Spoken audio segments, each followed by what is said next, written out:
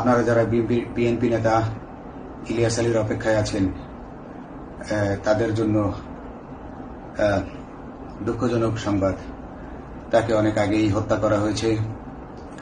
তাকে পতেঙ্গা সমুদ্র সৈকত দিয়ে কড়া পাহারায় সাগরের মাঝখানে নিয়ে স্পিডবোটের মাধ্যমে মুখে পলিথিন পেঁচিয়ে হত্যা করে তার পেট ছুরি দিয়ে ছিদ্র করে তাকে পাথর দিয়ে বেঁধে সাগরে ডুবিয়ে দেওয়া হয়েছে। শুধু ইলিয়াস আলী নয়,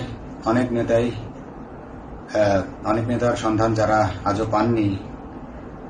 কিছু মানুষ তো আয়না ঘর থেকে উদ্ধার হয়েছে, কিন্তু যাদেরকে আপনারা পাননি তাদের সবার এই করুণ পরিণতি হয়েছে।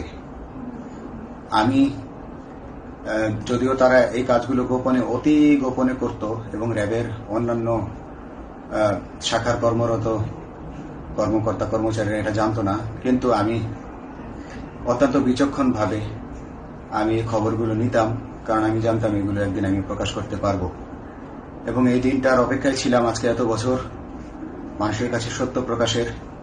বাংলাদেশের মানুষ জানুক যে কারা খুনি, কারা এত মানুষকে গুম খুন করেছে, এই দেশ থেকে এই দেশে ত্রাসের রাজত্ব কায়েম করেছে।